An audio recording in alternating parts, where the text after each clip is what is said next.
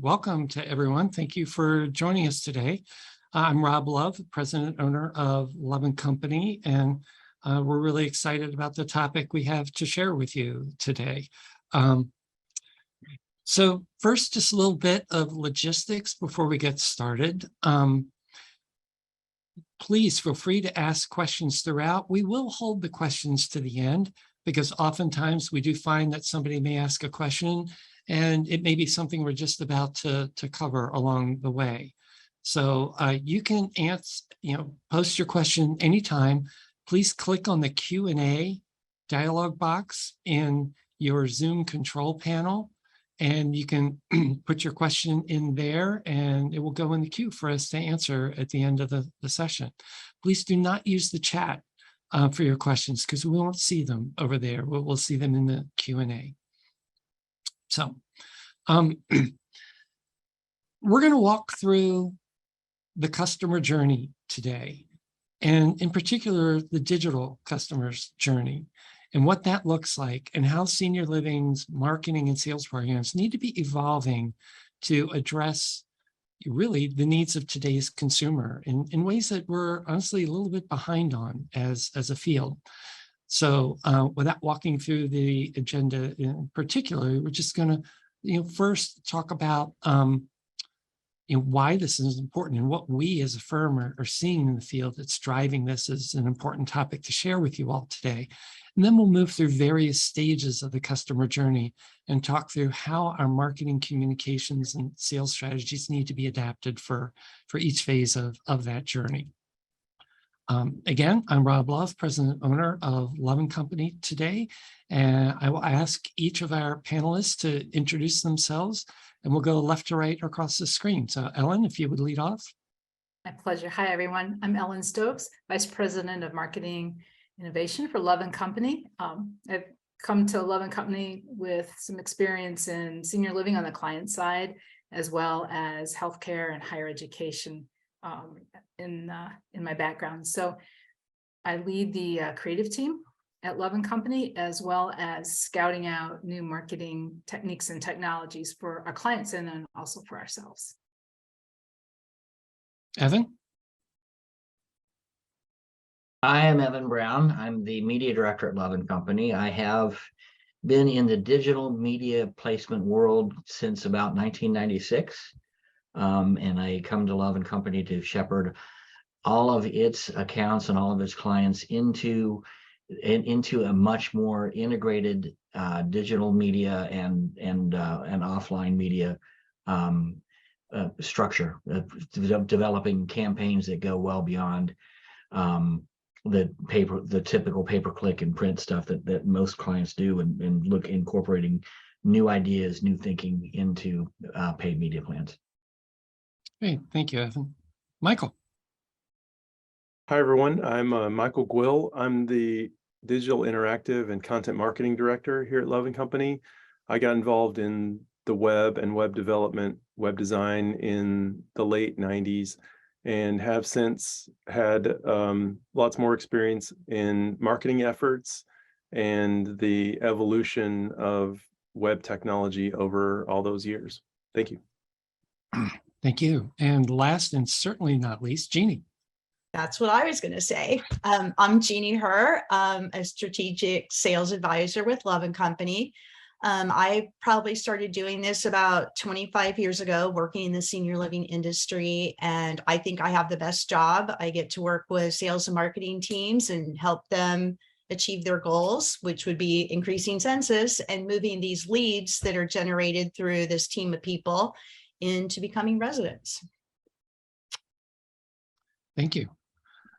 So before launching into a whole lot of specifics about digital marketing today, I want to share some thoughts as to what we've seen happen over the years, and most importantly, over the last couple of years, that's really driving this conversation today.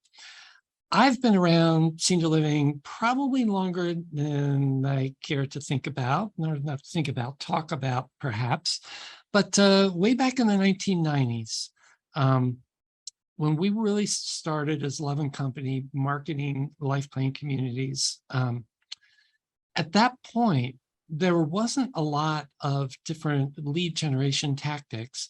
Most of the sales came word of mouth. And then, we used a heavy amount of direct mail because it was so highly targeted. And we supplemented that with offline advertising that did a lot of brand development. And also a lot of, back in that day, a lot of the offline advertising drove good event attendance.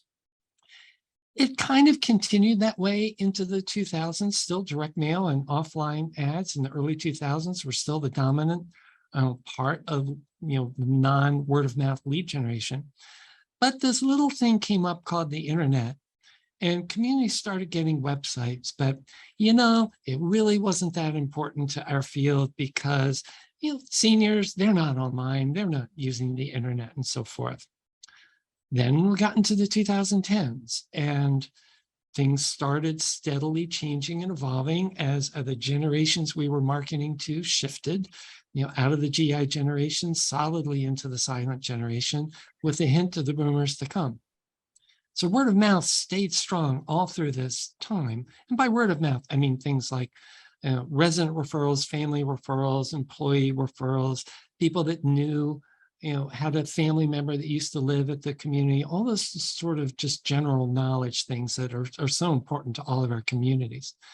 But in those 2010s, the digital marketing, the role of being out there in pay-per-click and search terms and just having a stronger online presence, it really began to grow significantly in importance.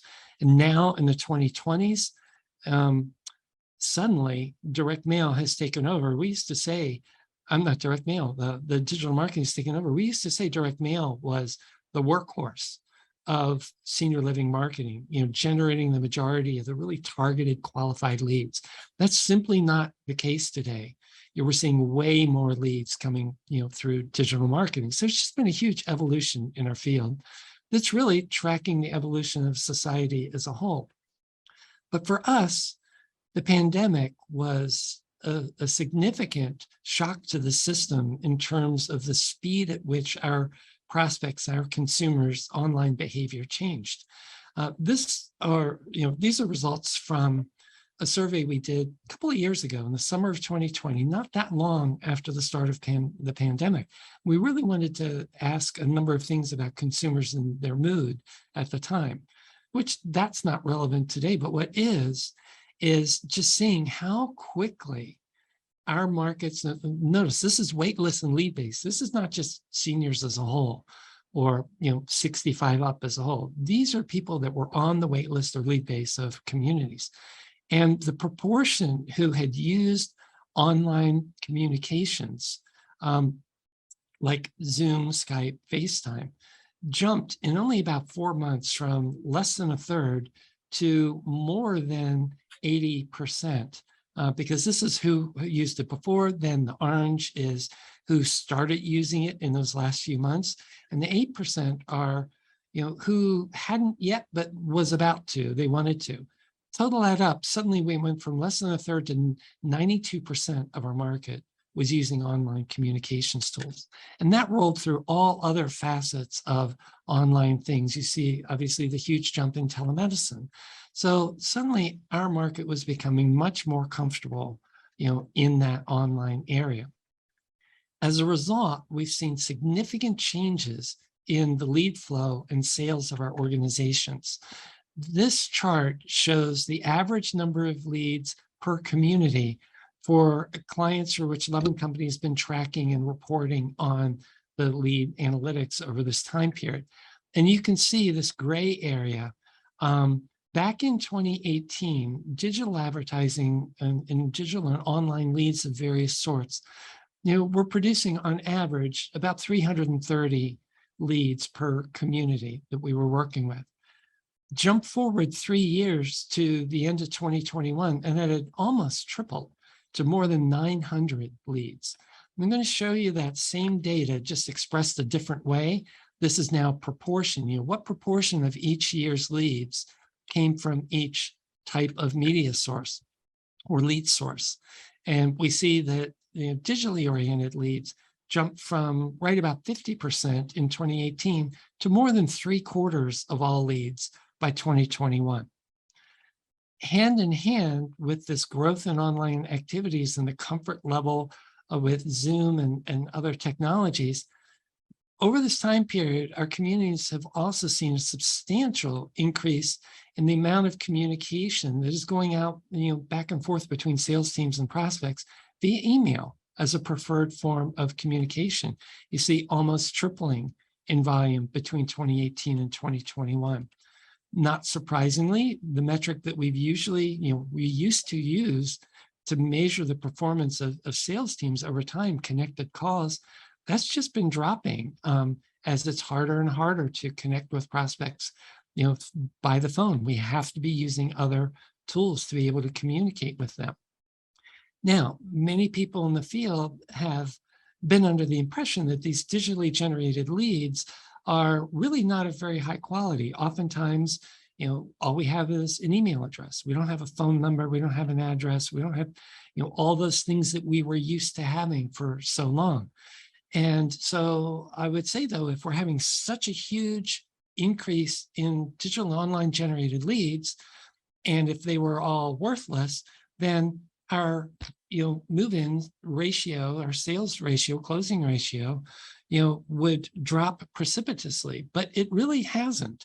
It went down a little bit, partially, due to the pandemic in 2020 and 2021, but we are seeing the digital leads convert into sales. In fact, to the point that this is similar to the chart that we showed before, but now we're looking at the sales by each lead source. And back in 2018, the average number of sales per community that came through those digital sources was 6. And by 2021, it had doubled to 12. Similarly, this again is the same data the same data source that we just saw, but now expressed as a percent of total sales. The digitally oriented leads, sales, increased from 17% of total in 2018 to 28% in 2021, more than double the proportion that are coming from direct mail as that initial lead source.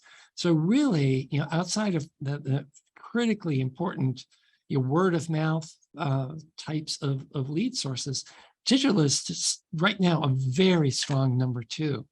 And from what we're seeing, our field as a whole has not really responded in ways that it could or should to this change in consumer behavior. And that's really the question that we're going to address in the rest of the webinar today, is how does senior living marketing and sales need to adapt to most effectively develop relationships with today's digitally sophisticated prospects?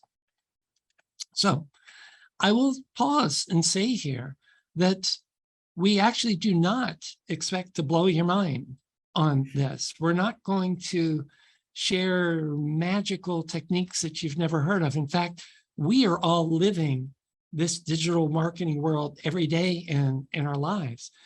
Companies are targeting us. They're remarketing to us. We're seeing customized emails. We're seeing all sorts of communications to us all the time. But the senior living field has been slow in adopting some of that. And it's time for us to catch up now. So that's what a big part of our theme is today as well. So to carry us forward, next I'm going to hand back to Ellen to talk a little bit about the idea and the concept of the customer journey. That's great. So hi, everyone. You're going to notice this is not a sales funnel anymore. In fact, it's quite a looping journey, and it really represents the changes that Rob is talking about. And this goes for all of us, not senior living, when we say that online marketing is, of course, huge presence in all of our lives, but we also have trust issues with it. We know not to trust everything that comes into our inboxes or is presented to us as ads, and that makes us skeptics for sure. Consumers are online, but for that very reason, in terms of lack of trust, many prefer to browse anonymously. People are information junkies, yes, but they don't want to be sold. They really want to manage their own investigative process, if you will. And yes, they may be using offline media, but they are augmenting all of that with an online presence. So to break this down a little bit, we're going to talk about this in 3 phases. The first of which is a research phase that we're really calling an invitation to the journey. And that's about raising awareness and generating interest in our communities, or even in senior living generally. The second phase is an engagement phase. And for many of us, and for many of our communities, this phase, shown in green here, labeled research, is an invisible part of a customer journey that is going on, sometimes right under our noses, but we don't see it, we don't understand it, and we certainly are not managing it. And we'll be talking about that. And then finally, advancing the digital sale asks us at the end here, where it turns red again, it asks us really to shift our thinking about these digital leads and how our sales teams might want to approach things a little bit differently. So let's start with Evan, who is going to talk a little bit about how we're going to invite prospects into our journey. Thanks, Ellen. The media today is a mix of offline and online avenues and everything, and we try to take all this stuff and put it into an order, into some categories, so that we can develop a set of plans to deliver an unknown universe through the gateway, where they are willing to give us information and become known to us. We start with awareness media, just to generate overall awareness of our community, and let people know what we are, who we aren't. And we add in some programmatic advertising to kind of use artificial intelligence to steer them a little bit more in the direction that we want to go. And then we come back with some direct marketing, but this is earlier stage direct marketing with email blasts and direct mail lists, and also native advertising to start getting a little bit more one-on-one with people.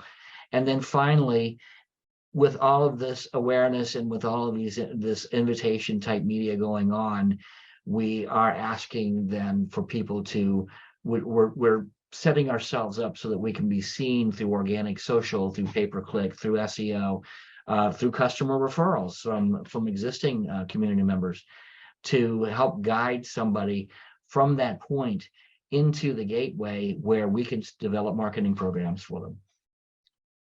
As we look at media, we try to cast a wide net, but today we don't cast it that wide. We in video, linear television, that's the term for the old living room TV set, is largely replaced by what we call over-the-top and connected television, OTT and CTV, where we can control who sees our message through online platforms like Hulu, Netflix, Pluto, Paramount, and a whole series of other ad-supported media. And this becomes a lot more affordable because we're not paying for the people, for instance, who watch Wheel of Fortune that aren't in our target demographic. We're only paying for the people in our target. And certain radio formats may do that, so they may stay, but for the most part, we can also do the same with digital audio, with streaming radio, music services, podcasts. And what this does, again, is it maximizes delivery at lower cost, because again, we are only talking to the people that we really want to focus in on. In a lot of cases, 65 plus household incomes with an income set, maybe a native or maybe a net worth set, if we can do that. Also, we can look at affinities. Maybe we can find a certain group that is people looking for communities. From there, we also incorporate programmatic display ads. These add frequency. They use artificial intelligence to make the message, to deliver the message to audiences that are more likely to click and respond, where we send them off to our landing page And we use this to develop the frequency of the message and also start developing response levels. And in some cases, if we've seen a client, for instance, that it has difficult to reach locations, so we put an outdoor unit out, like a billboard out somewhere, to tell people this is how you go. I like the idea of 1 turn, 1 mile away. But also we can use digital outdoor efforts as well, and hit people in restaurants, in doctors' offices, etc., to do out of home. And again, this is to add frequency to the message, add brand awareness. The metrics for casting these wide net are different. We're not talking about yet lead generation metrics. We're not talking about cost per leads. We're not talking about conversion rates, anything like that.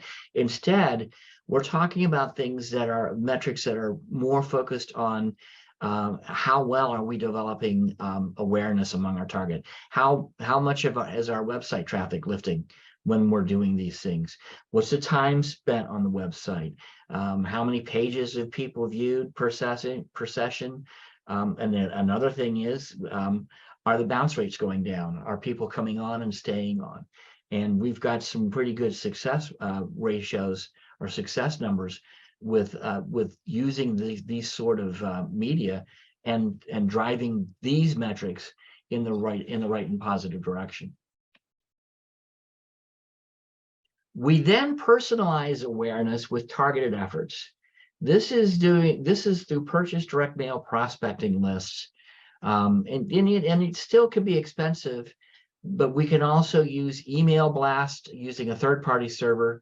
And here we're sending a message out to knowns or unknowns to us, but known to third-party servers or third-party sourcing agents, that we put the message out to people with that are much more likely to be our target audience.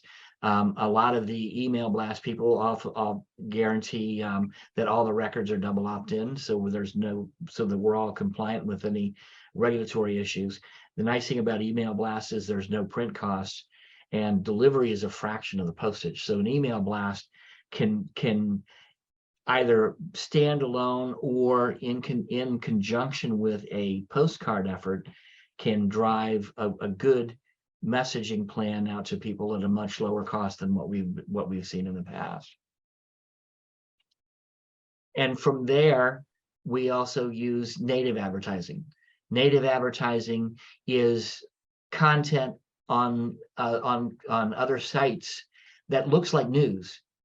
In this particular case, you see one for St. James Place in Baton Rouge, where the circled area is the ad. It looks like it's just another news article, but if you see, it's sponsored content, and it draws people to another page on the WAFB site that's more content focused, more informative, to help build awareness of and build familiarity with what this particular client has to offer. And you'll see through this, I don't know whether you can see it in this image, but there's a lot of blue underlined text, and you can refer to people to different pages on the client website. On the website, you can go to the main page. You may have something, if you have something that's talking about a menu, you might go to the menu page or whatever. And native advertising it's a way of native advertising replaces the advertorial, if you're familiar with advertorial advertising. From there, we generate responses. We have said the message out. Now we're waiting for people to come back, and we're creating avenues for users to ask us for information. We use search engine optimization to drive users who are still looking for more information to the community website. We use organic social media to drive users to learn more about the personality of the community, its people, some of the inherent benefits of living there and the whole community living aspect itself. We use search engine marketing to guide users to sales-oriented landing pages where we offer them, here's an information kit, here's, you know, if you want to book a tour, book a tour.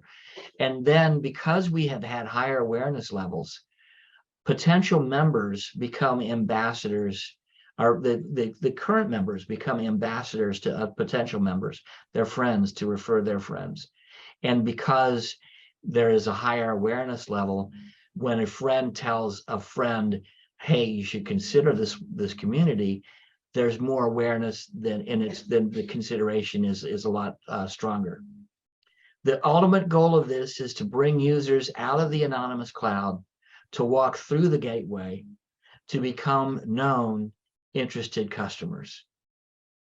And with that, I will pass it back. Thanks, Evan. So we're really ready to enter a part of the journey here where many of us are going to lose track of our prospects. We don't know really what's happening with them in any specific way. In Evan's segment, they're anonymous as individuals, but their collective online behavior can be seen, right? But here, Michael's going to walk us through the engagement phase. This is really the middle of the journey where our prospects are actively educating themselves and making decisions that may be invisible to us. But there are some ways that we can start to see what's happening. So Michael, transition it to you. Yeah, hi there. So at this point, let me advance this.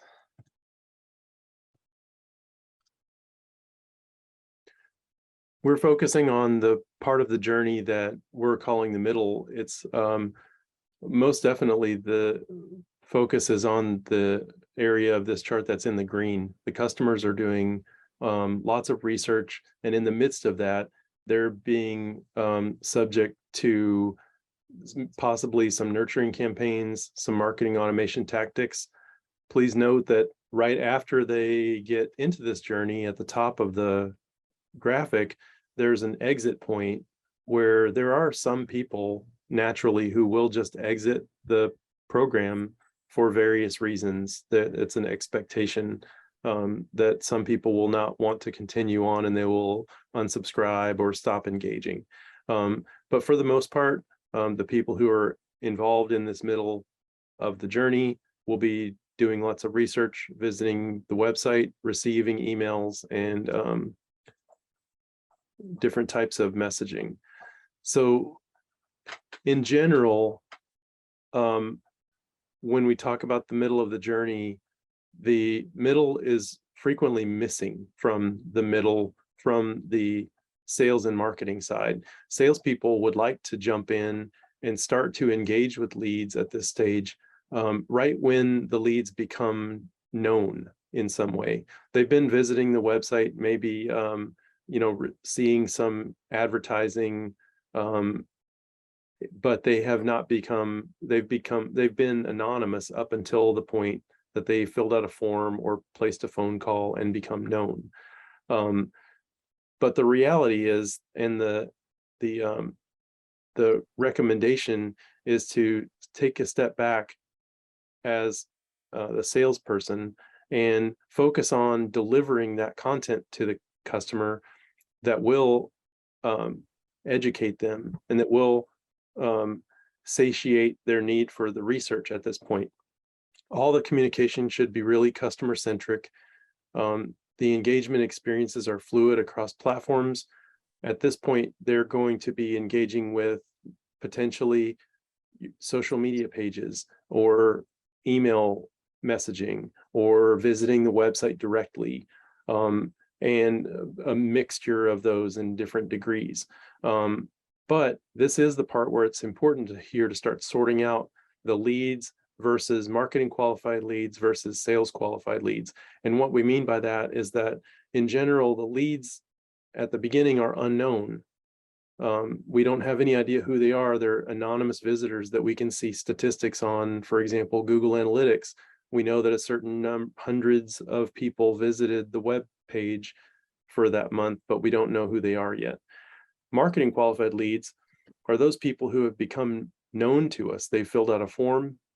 We know what their email address is, potentially their name and maybe their phone number, and possibly some other information about them.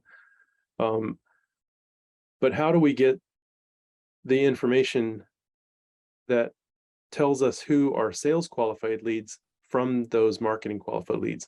Sales qualified leads are the subset of people who have engaged with content in a way that differentiates them from non-engagers. So how do we measure engagement?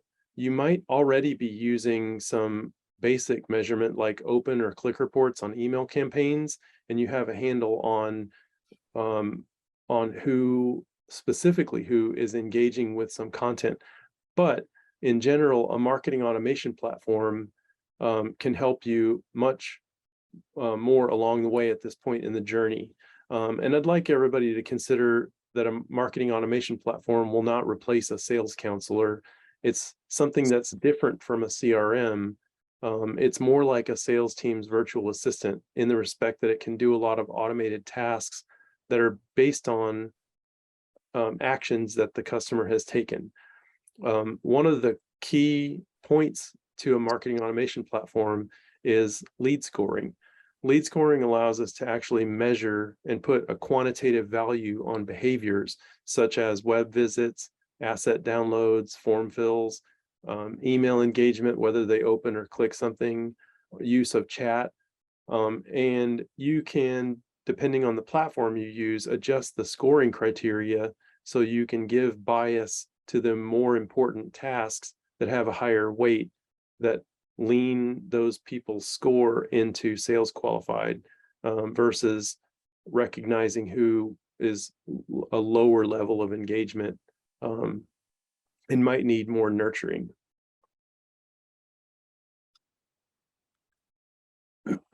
Another facet of the middle that's very important is content marketing. At this point, because of the leads you need for education and the knowledge that they're trying to gather and the research that they're trying to do, we want to make sure that there are lots of points of communication that are delivering that information.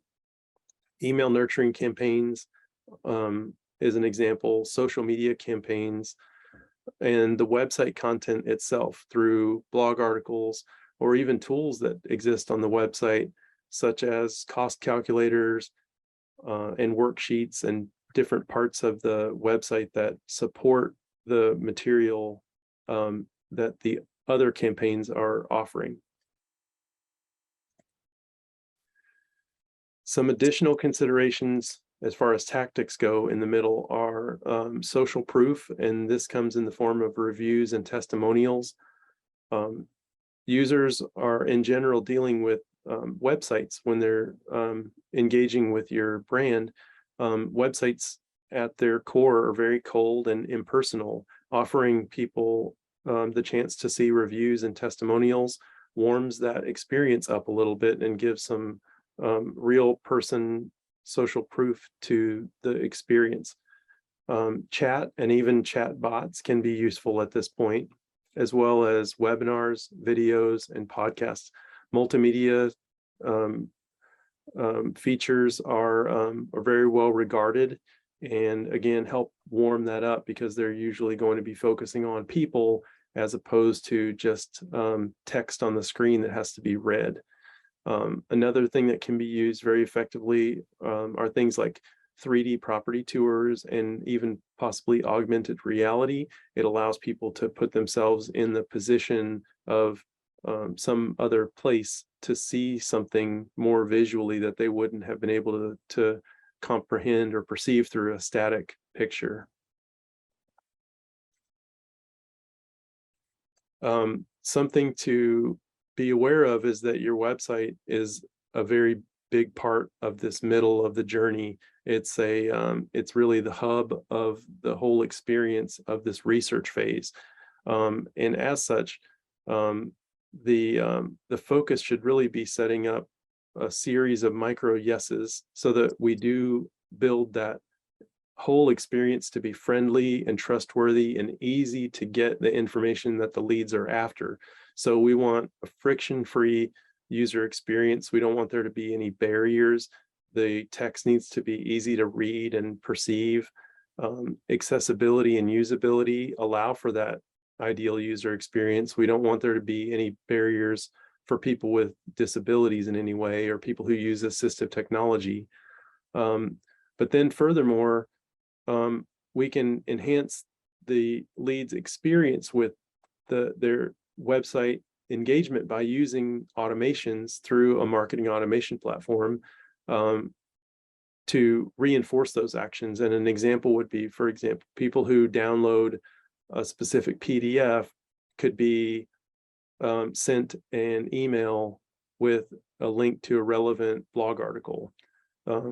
Those types of workflows can be adjusted and invented to, again, reinforce actions that are taken by the customers. Now, it is very important to build a seamless experience here, so it takes some planning. This needs to be planned and very intentional. The internal team almost needs to script that whole experience. So it's a series of, if this happens, then this other thing should happen. A key thing to the middle is to be able to measure and optimize. None of these tactics would be known to be effective in any way unless we were able to measure them. Lead scoring is the first part of that measurement, and different tactics have different methods of measuring engagement and measuring success. Your particular brand might not need to use all of the tactics that we've mentioned, or all the tactics even possible that we haven't mentioned in the middle. Might be a mix of them. It might be a small subset, but you need to be willing to adjust the sails when a tactic is a clear winner or loser. So it's even possible to adjust the tactics and the spend as people are moving through the journey. If you notice that one tactic has a higher return on investment and better leads, then that's a clear winner, and your focus could be to shift emphasis to that more successful tactic. The opposite of that would be true too. If you notice that a particular tactic is a very clearly not delivering ROI, then it's a safe bet to downplay that tactic. The measurement of these tactics and the lead scoring makes the sales qualified leads stand out from the others. And the marketing automation platform gives you the ability to identify who those clearly sales qualified leads are compared to the whole rest of the list of leads. And with that, to talk a little bit more about specifically the sales process, I'll hand it back to Ellen for this next section. Yeah, thank you, Michael. So at this point, we move into a part of the journey that is super familiar to all of the sales and marketing teams. This is where our sales teams are going to engage. And I want to just emphasize, this is, and can be for our prospects, of course, a really long, circuitous journey. And I don't think any of us would ever say that the purchase or the decision to move into a senior living community is frequently made based on online interactions, right? What's really important now is this human connection, which our sales teams are so very good at. And one of the things that I think is the strongest thing that we bring to that is our ability to engage person to person and to help families and individuals solve problems. And that is our most powerful tool. But some things have changed. So here's Jeannie to talk about what's different and how you advance the sale from the digital leads that we're talking about here today. Yeah, thanks, Ellen. This is my favorite thing to talk about, obviously, and what I'm here for. So here we are now, the sales team. This is what we've all been waiting for. actually my mind is kind of blown, and I know Rob said we weren't going to do that today, but you know what? We have a virtual assistant. I love when Michael said that. I'm like, I didn't really look at it that way, that in sales teams, we are always looking for help and support. So here we go, a virtual assistant, marketing automation, and what it can do for us to help moving these these SQLs now, our sales qualified leads, in turning them into residents, if it is the right decision for them. And that little yellow arrow with the no, sometimes it isn't the decision for them, or they hit a bump in the road, but marketing automation can help re-engage these leads. And as Michael said, assist the sales team in doing what we do best, which is talking to people. That's what I like to do in my job. So one of the things I've learned along the way, and my job greatly changed because of the pandemic, and I had to embrace some new things, and I had to change my viewpoint about a lot of things. One thing is, who is our lead at this point in our journey? And I realized in preparing for this presentation that I'm that lead. I am that lead, and I'm almost in this part of my journey. But I am, like Rob described too, I am the person that is seeking unbiased information. I am behind a screen. I'm using my phone or my laptop to research things. That's what we're seeing. I'm much more educated about topics than I ever have been before. Our prospects, some of this isn't a change, but like to be directing their own path. They want and need the space to do it. And I think that's another thing Michael said that really resonated with me and hard for sales teams. We do want to jump in. Someone raised their hand, someone went on our website. All we want to do is pick up the phone and talk to them. Well, they don't want to talk to us yet, right? It's hardest thing for us to accept. But marketing automation is doing that job for us now to get them more likely to want to talk to us. And now we have more ways to get them in our communities. We're going to talk about that. And Michael did touch on some of the tools that we have. We have to learn how to use them. And we have a lot more ways and a lot of touch points along the way to get people into visiting our community. And that's not all that we're seeking to do anymore.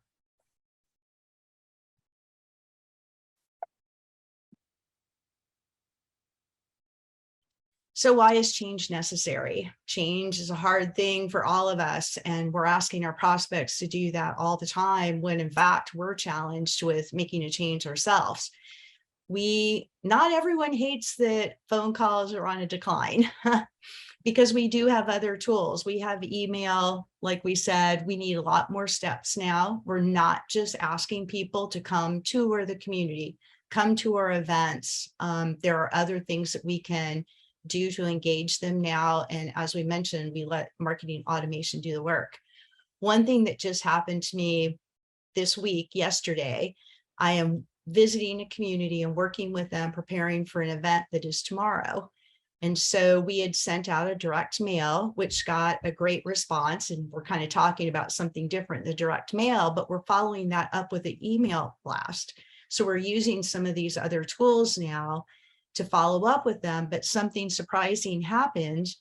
Well, it wasn't surprising that some people responded to the email blast, but those were the same people that received the direct mail and did not raise their hand. They didn't pick up the phone and call to RSVP. 2 of them responded yesterday to the email blast, and pretty quickly, which is fun to see how quickly people respond when those go out. But one of them wanted to attend, but asked us to only communicate via text with her. And I'm like, oh, wow, that is like so clearly exactly what we're going to be talking about today. The second one asked if she could join virtually. And here we have been so excited to open our communities again and try to go back to the old way of doing things, where all we did was try to drive people immediately to our communities. We're excited we're having an on-site event at this community tomorrow, but here is one of our prospects. And so guess what? I'm going to set up a Zoom so she can join us virtually. That would be a lead that we wouldn't have been able to capture another way. And I just thought, wow, that just happened yesterday. I have to bring that up as a really good example of how things are changing for us and how we have to pivot. So that brings me to, this helped me engage with that sales team I'm helping to change their mindset. When now they really can see firsthand and really can become believers that digital leads do have value. They're seeing this change right before their eyes. Like I said, I saw it myself yesterday. One thing that Michael brought up, and I guess we all have, is how important counselors still are. And I admit 25 years ago, and zooming forward to today, through my journey and learning that digital leads do have value, I was concerned about this, that we were going to be out of a job, that counselors weren't going to be needed because everything was going to marketing automation. And I know that sounds crazy, because we know emotions are the key to making sales. It's important for us to still be trusted advisors and be there to help guide our prospects through their journey, through one-on-one human connection. That still is going to be ultimately the goal of all marketing automation, is drive those people to our sales team so we can do that. And so another favorite topic, that once we do get a chance to engage with our prospects, we are still doing discovery. This is the not mind-blowing part. Yes, we still are doing discovery to learn more about our prospects, but the big thing that we do is find out the why. They might have checked the box that asks for the white paper to learn information, but how else do we find out why did they do that, or what's important to them? It is through a conversation, and it helping people take those next steps through the process, getting their agreement to take the next step with us, which might ultimately be, and we need them to come visit to the community, but it's just a process. And one of the things that I've discovered, in my own journey in addressing these prospects a different way, is asking different questions. I don't ask anymore when I'm talking to someone, what community did you visit? I'm asking them, how did you do research? What research did you do? What means did you learn about our community? And we have a whole different conversation now, and they appreciate and sharing what they've learned, and part of discovery is listening. And that is one thing I think that has been really fascinating to me, is how excited they are about the information they've already gathered, and they can have a much more informed decision. So that brings us to the toolbox. And I know Michael touched on some of these things, and I'm not going to go through every bullet point on here. And some of you are using some of these tools, some of you aren't, but they're all available to us to augment advancing a sale and being an asset to the sales team. The sales team's time is valuable. I always talk to my teams about that, working smarter, not harder, and using things like the click reports and lead scores that Michael talked about, how that can really help us laser focus on where we should be spending our time.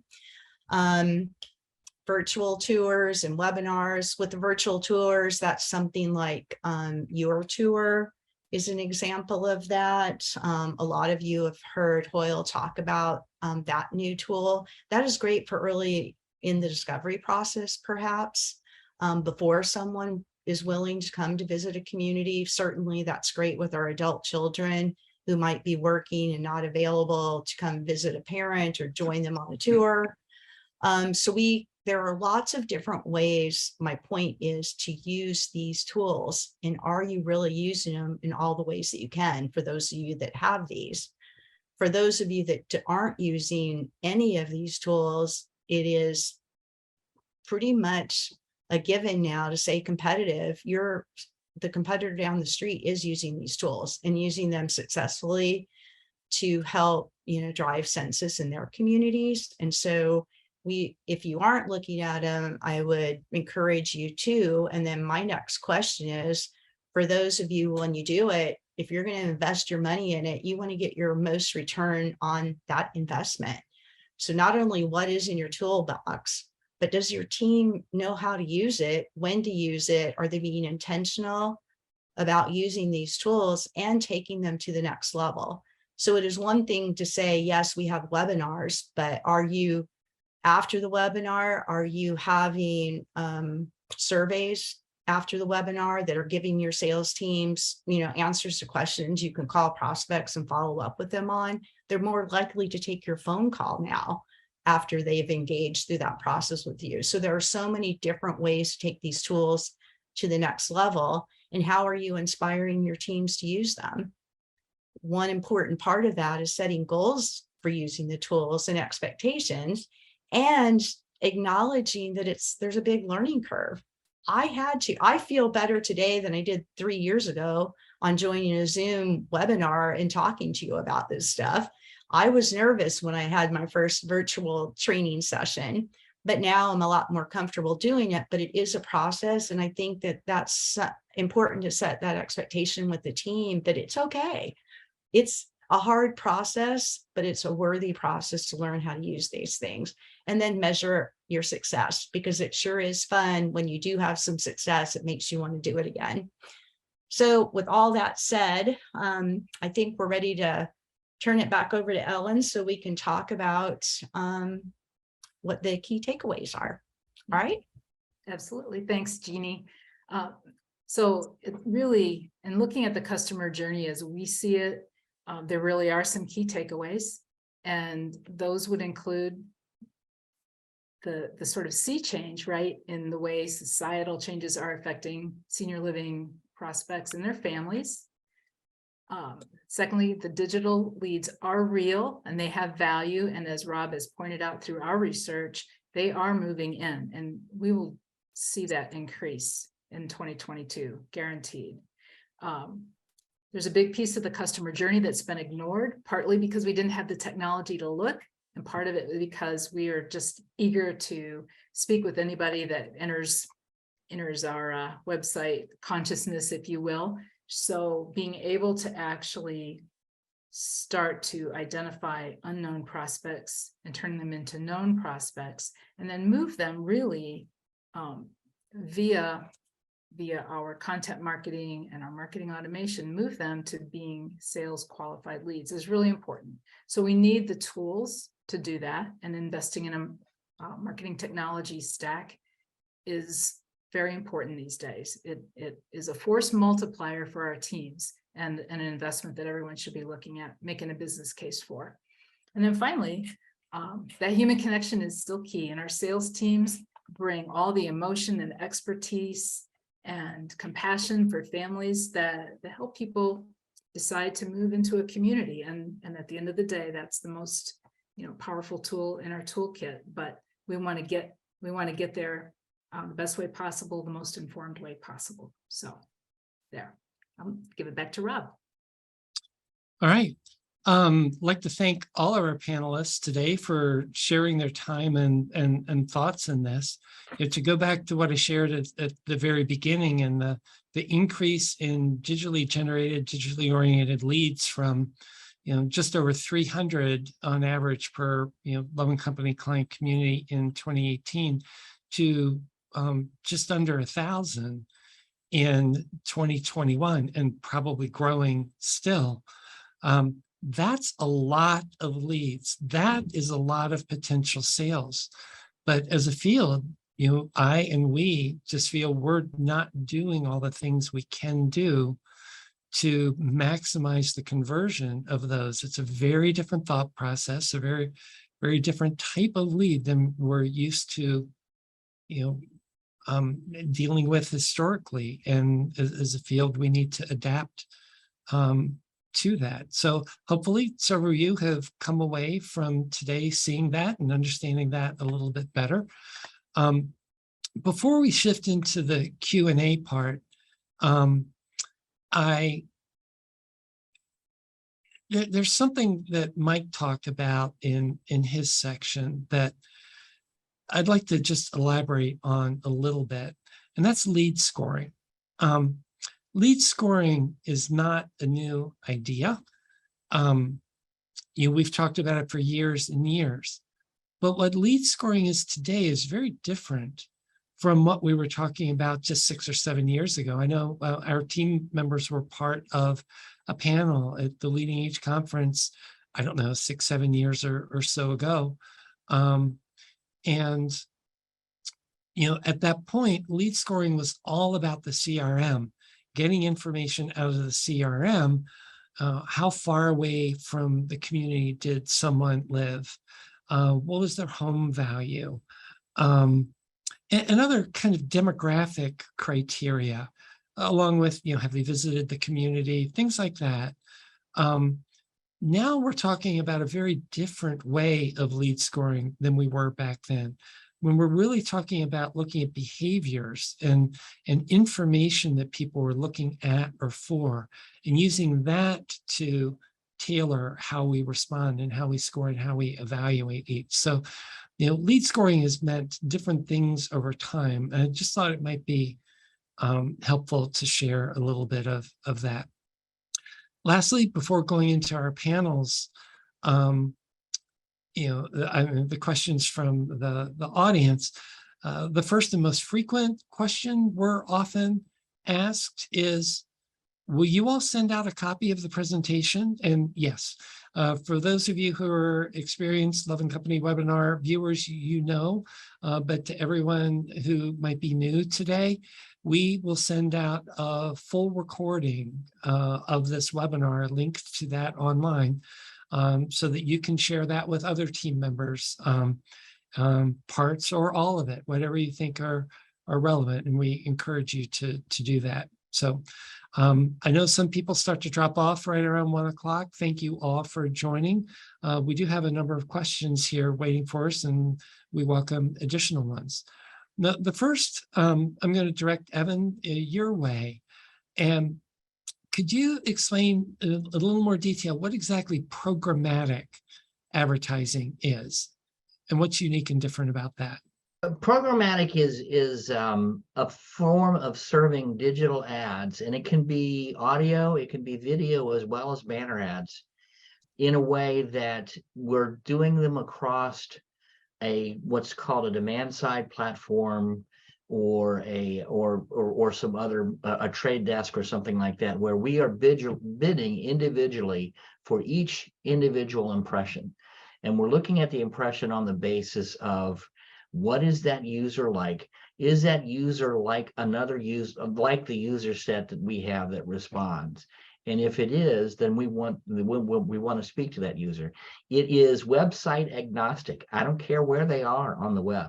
They may be on CNN, they may be on Fox News, they may be at a quilting site. The important thing is they have characteristics that that are important to me, and I want to talk to them. So I'm going to bid for that impression. And as time moves on, artificial intelligence comes in and makes that bidding process and makes that serving process smarter, so that we learn from the people that are responding, and that directs the algorithms of our buy to make smarter buys and smarter bids. Does that make is that a good answer for everybody else? Mike, what do you think? Yeah, I would agree with what you said. I was looking at some of these future questions here. I don't know if you wanted us to. Well, I'll go ahead and sort of moderate okay. them. All right.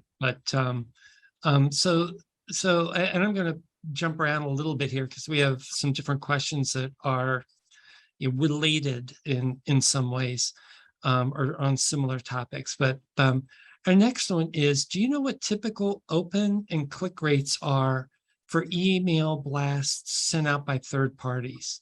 Do you pay for clicks or emails sent? Typically, that's bought on a cost per thousand ads served. So if you'll get a list from the provider of, let's say, there are 12,763 people that I want to serve this to. So I pay 12.723, whatever the number is, by this cost per thousand, and then I serve them. From there, we get the information back. X% opened the ad, or X% opened the email, and then Y% clicked on it. The rates are typically lower than what we would do further down the pike or through the journey, when we're talking to our knowns, because we're at this point still, even though the third-party ad server the third-party server knows the names, we don't yet. So our open rates tend to be in the 15 to 20% rate. The click rates tend to be 5 to 10%. They're lower, but we're paying a much lower cost per thousand to deliver them, and it's the volume that enables us to make these worthwhile. And the nice thing is, the people that respond to these tend to be a very solid respondent. They tend to give us a lot of good information when they respond back. All right, and we have a couple more email related questions, so I'm going to continue on those while we're on this theme. When using third-party servers for email blasts, what are some best practices to prevent the email from appearing to your prospects as junk or potential spam? Michael, might that be in your direction? Yes, and if I could just add on to Evan's answer from that last question, just a little bit, is that the most of the third-party services that allow you to send out an email to a whole group of people allow you to choose very specific audience based on location. It could be a city, state, zip code. It could be a DMA. You can target specific age ranges or genders, levels of education and income. You can even gather up some areas of interest that you want to target, because those people who have opted into that program have identified areas of interest.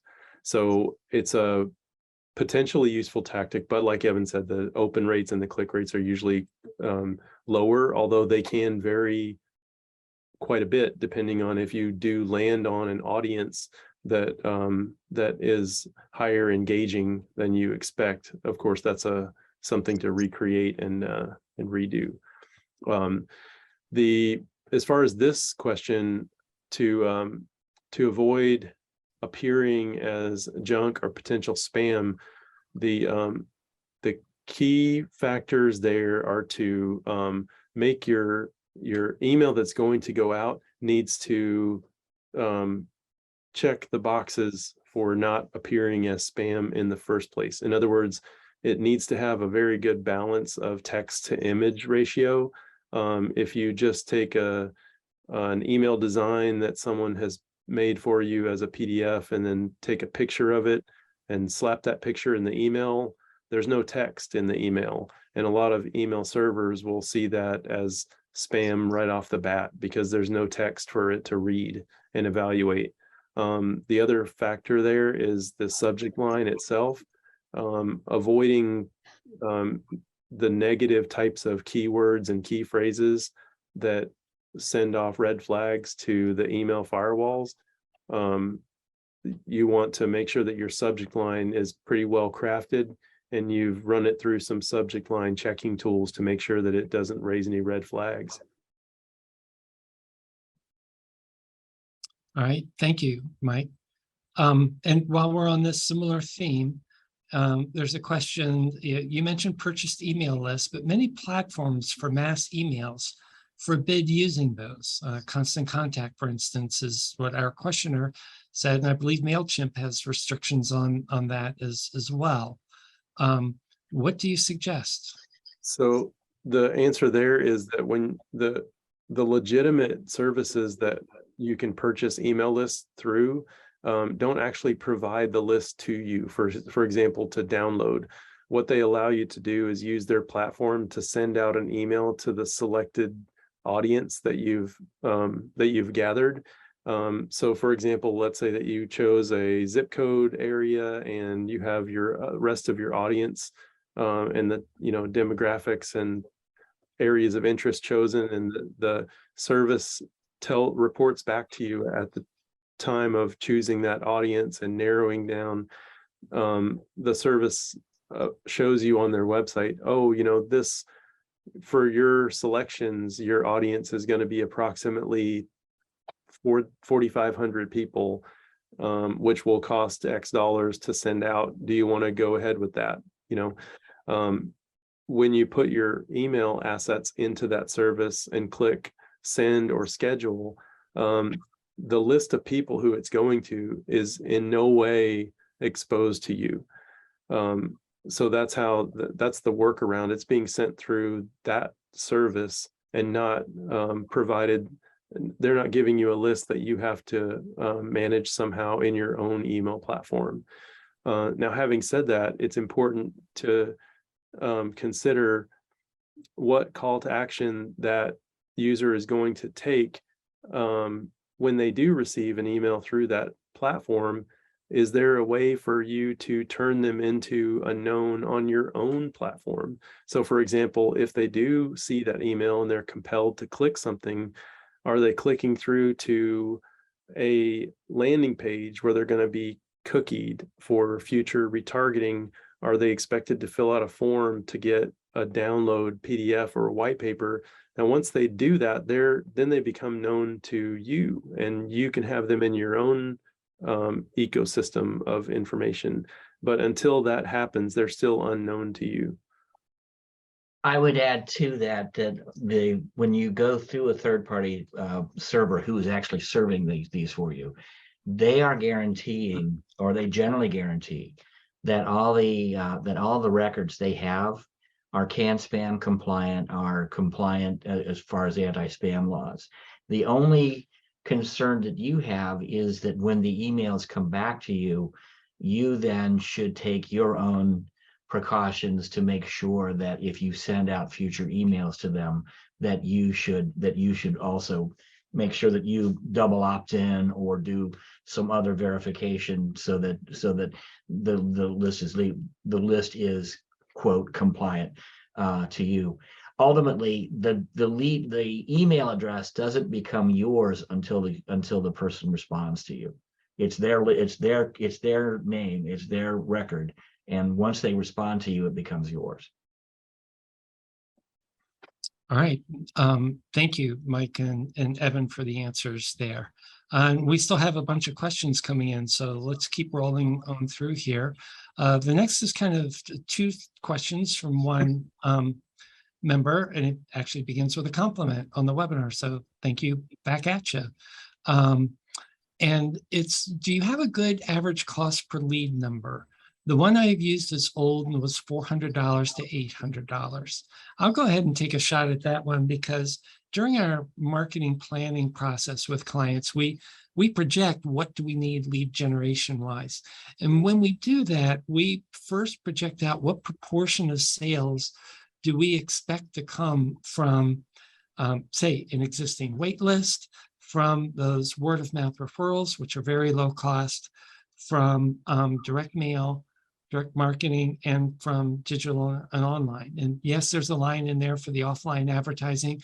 It's rare that we ever expect that to produce more than one or two sales. But then we figure out the lead budget by looking at the cost per lead by lead source.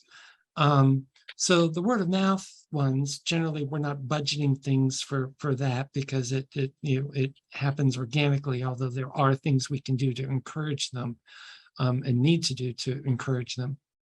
The digital leads, we tend to average somewhere around 150 a lead. Direct marketing might be more like $500 a lead, direct mail, and an offline ad, a newspaper ad, they could be $1,500 and more per lead on average. But when we put it all together, it depends on how it's weighted for each community. I mean, the more low-cost leads you have, the better off you are. But we typically see that overall average be closer to that 400 range that you quoted here, not an overall average of 800. That's pretty high. But that's a blend of all those different sources. So I hope that was helpful. Next question is, we're going to have to wrestle among our panelists here today to figure out how to answer this, because everybody's going to have their own thoughts to it. But it's an excellent question. If you were to map out tactics, and if you were starting at a very basic level, what would the top 3 areas be that you would put that initial focus on? I of I'm course gonna- I would of course say awareness. I think people need to know who you are. They need to understand what you have to offer. They need to understand how you can enhance their lifestyle and make it work. And without awareness, it's very difficult for the rest of these things to carry through. Mike, do you want to take a shot, or Ellen? I do. So along with awareness, like any awareness campaign is ideally going to tip a whole bunch of people who are becoming aware of your brand into your list somehow, right? And what you do with that list is up to you, and then it can vary from there. But once those people who have now become aware of your brand are in a list of some sort, let's say hypothetically it's an email platform list, the my go-to recommendation is definitely email marketing for a couple of reasons. Number one is that email marketing is something that it's kind of easy to wrap your head around. It's easy for a team to get behind and plan and execute. All of us know a lot about email marketing, whether we realize it or not. The second piece of that is that with a pretty good sized list, email marketing across industries continues to be very high ROI. So you get the big bang for your buck, and you get something that's relatively easy to execute. So you don't have rising costs in the beginning. If you're starting, like you said, starting at a very basic level, email marketing should definitely be a tactic and included. I would just add to that, we should make our websites work really hard for us. Many folks have invested heavily in having a really strong, beautiful website, but sometimes we look at those sites and we say that it's not working as hard as it could, right? That's your 24/7 store. So do you have ways for people to engage? Have you put quizzes on the website that will let people start to answer questions and divulge a little more information, build trust as they move through the website? Have you thought about chat? Or as Michael was talking about, even a chat bot, which can help folks actually pre-qualify for your community, which Jeannie and the sales teams would certainly appreciate if people can say, this is not for me, and then they move on their way. So I would also advocate for looking at our websites. And if I could just add to that for 1 second, you mentioned that your website is your 24/7 store. I would actually argue that your website should be more viewed as a 24/7 employee who works for you around the clock. If you can find a way for your website to do marketing efforts for you in your absence, then you'll get farther ahead than just offering the information alone in a static way. That's where chatbots on your website, for instance, can help engage the user and answer some basic questions and get them more interested. I mean, I would agree with that, Michael, that it's much more of a sales assistant, sales employee, as well as a store. Well, and I was going to say, for all of this, if anybody's going to invest in any of the ideas that everyone just shared, I think you need to offer support to the sales team to help them be encouraged and learn all there is to navigate with dealing with the process that get generated. All right. Next question, again, is kind of similar to the last one. And again, it begins with a compliment. So thank you. I'm glad several of you appreciated this today, and many of you have hung on with lots of questions. This is great. Says, my question: I agree with your analysis of the importance of brand awareness in the user journey. However, my company has finite resources, and I'm frequently forced to make hard choices between top of funnel, paid brand advertising, and middle or bottom of funnel, pay-per-click. How do you manage and balance these trade-offs? Well, my first comment is going to be, Ellen, you totally failed to persuade everybody to move away from the funnel to the journey. Just kidding. Just kidding. Change is hard. But no, it's a great question. And I think the answer goes back to some of the things I shared at the beginning and some of the things, Michael was sharing along the way and with some of his responses to questions so far. And that is, we're getting a lot of leads coming in to communities in general. And yes, we're doing things on the brand awareness side to do that. But if we put too much of the resources into brand awareness and we get those leads and then we don't have a way to advance them and move them forward and work on that education, then we've basically just wasted potentially a significant amount of that brand awareness, that highest level lead generation in investment. So there really needs to be a balance. And I will go back and layer that. I think it fits with the last question as well. If you really have finite resources, and many organizations, communities do, we understand that, to do the full level of marketing automation that Mike was talking about, that can be a pretty intensive process with a lot of supporting materials. But if you're not doing any of the email marketing yet, just starting with a very basic, drip, I'm sure you've all heard the terms drip campaign. I don't think we've used it yet today, but it's the most basic form of nurturing. It's not really the full marketing automation because everybody gets the same thing, but you're taking all those digital leads that come in for which you may only have an email address, and you're at least giving them, over a period of a month, 6 weeks, whatever, a steady stream of educational materials to try and move them forward in the process. So I just don't think it can be, do we focus on the top of the funnel, the beginning of the journey? Do we focus on the middle of the funnel, the middle of the journey? I really think there has to be a balance, because otherwise, whatever comes in the top, we're just not going to be able to convert a reasonable proportion of them. I would add to that, I think you could develop kind of a building block approach. We do this a lot on paid media where we say, okay, I don't know exactly what your budget is, but if I had to lay out things in order of priority based on what I see from your goals, your objectives, your census status, and all that information, this is the first thing that I would do. This is the second, this is the third, etc., all the way up. And that way you prioritize what is absolutely necessary versus what would be really nice to have. And you could do that not only in the paid media side, but I think there's areas in marketing automation that you can do that, in sales support, et cetera, where you can say, we definitely need these things. And then let's look at the next step above and say, what else can we afford? Okay, thank you.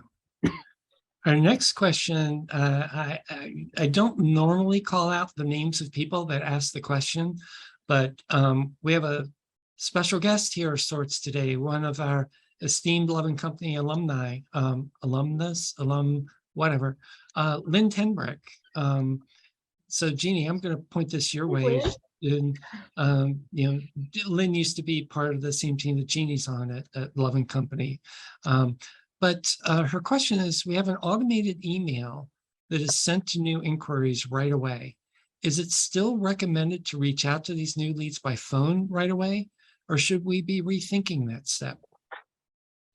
I'm saying rethinking, Lynn, that's exactly what I was talking about. That is almost mind-blowing to me, is that we aren't jumping on somebody immediately. And because Michael said it, let the marketing automation work for us. And I'm really kind of testing that out with different communities that I'm working with now, and really letting that drip campaign, as Rob just described.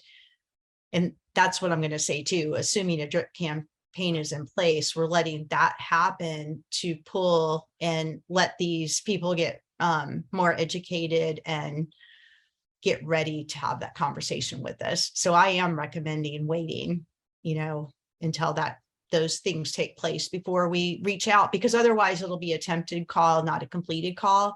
If we wait, I think we're going to start to see that the connected calls will happen then, or an email or a text. Or we get fewer fake phone numbers, right? Yeah. And one other thing that I would layer on there too is, going back to some of our early discussion, a lot of new leads that we're getting through these digital sources, we may only have an email address. I don't think we said this anywhere in the presentation so far, but typically on a form fill, if you require the phone number, we've seen the number of people that respond and actually complete the form, it drops by half or more by requiring that phone number. So there are a significant number of leads that we're getting that we just simply do not have the ability to phone, even if we wanted to. But one of the techniques that Jeannie talked about in her section was video emails. And so one tactic that a number of communities are doing at that initial stage that has that personalized nature of the phone call, but is in that digital realm, is just to do a personalized welcome. Hey, Lynn, really glad that you inquired today. My name's Rob, and I'm one of the sales counselors at XYV Village. And, anytime you want to reach out and talk and learn some more, I'm here and waiting. Okay, that's not the scripted response, of course, but that ability to create a personal contact through video and email, that's just simply not possible when you don't have the phone number. That's a way to, that's an alternative way to approach that. Next question. And Mike, I think this is coming your way. You referred to augmented reality as a tool. Could you expand on what you mean by that? Yes, so augmented reality tools have been around for a little while. Not everybody has been using them or seen them in use. But I'll give you a couple of examples so that you know what it is that I'm talking about first. And then I'll give you some concrete examples of how those things could be used and for example, in senior living. The obvious example is if you've ever played around with yourself or your kids and Snapchat filters that do fun things like apply a character face on you instead of your own face on camera in a live format to make video or pictures. That's augmented reality. Yelp as the app has been using augmented reality for quite a long time.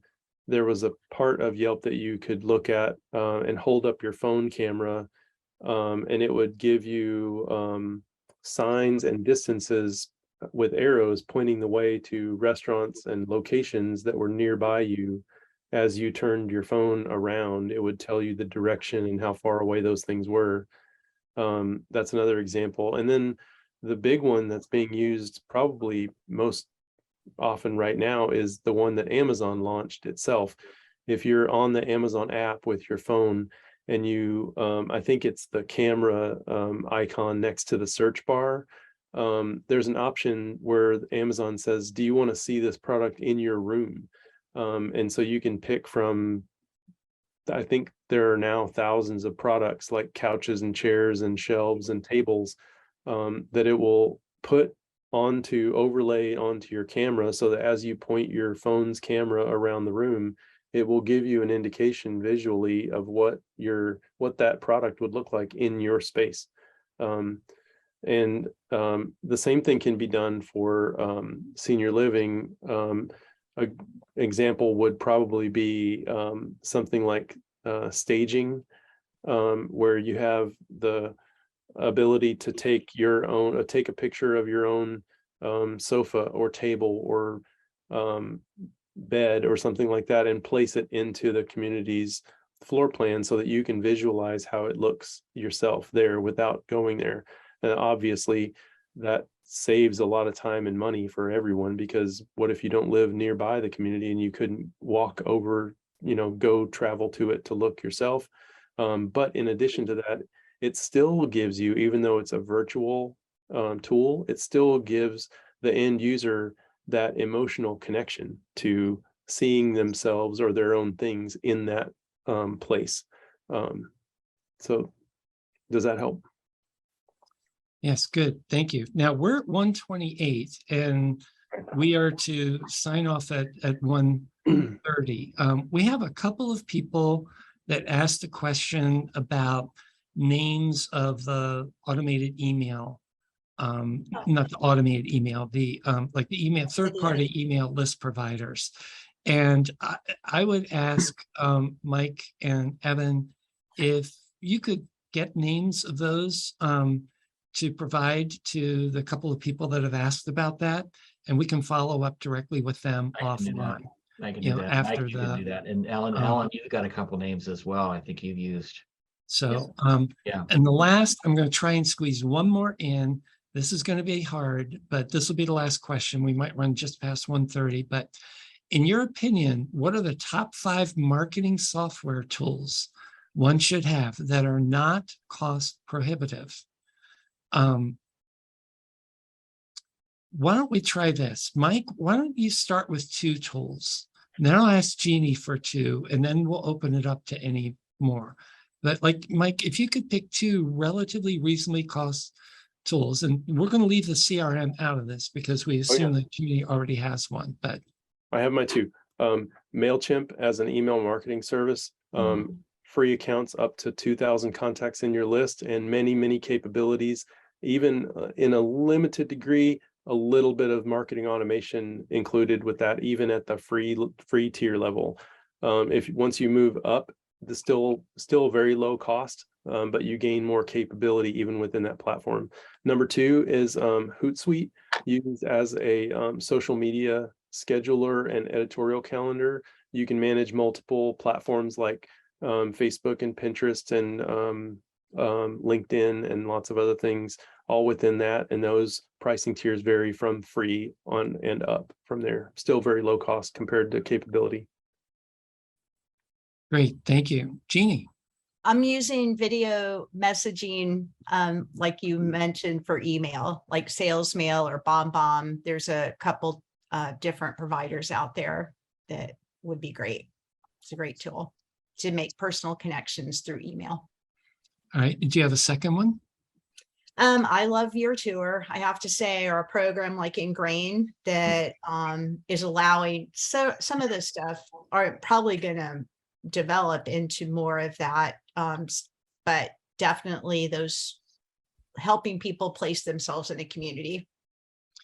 All right, those are outstanding tools. I'm not sure exactly if they fit in the not cost prohibitive part of the question. It all depends on each Bigger community. investment. You're right. What's that?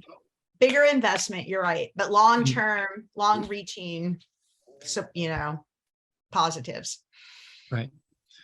All right. So I'm not sure we got to 5 there. I think we hit 4. But I can give one more. Oh, okay.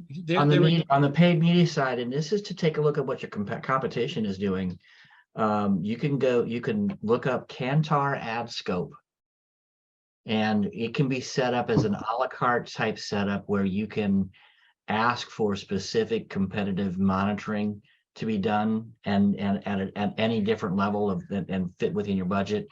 And at the very least, you can set up an account so that you can go through and at least see what your competition is doing. You can't necessarily see how much you're spending, but you can see, hey, they've been doing television, they've been doing radio, they've been doing some other things. The bigger the market, the better it works. All right, one more that's cost effective, Simple Text. It's a texting service to do group text messaging, which I think is another, I should have mentioned that right up front. That's another tool one of my teams is using.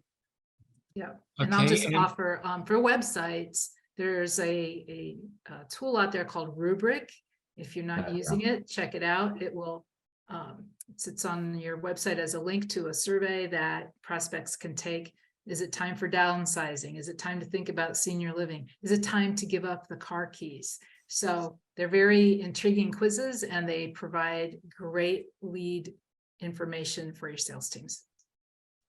And another Love & Company team member who's not on our panel today texted me, thank you, and saying Box Brownie or True Place. Yes. These are very low cost Yes. tools to be able to take an empty available residence and totally make it look laid out what it would look like to live in. So very strong tools there. So wow, this is probably the longest we've ever gone in a webinar. Thank you to looks like we have 60 people who are still with us after all this time. So good topic today. Great job, presenters. Everyone who joined us today, thank you so much for investing this time with us. We hope it was helpful, and we hope we may be able to help some of you get where you need to go. So thank you again for joining us today. With that, take care, everyone. Hope you have a great rest of the afternoon. Bye. Bye. All right, thank you.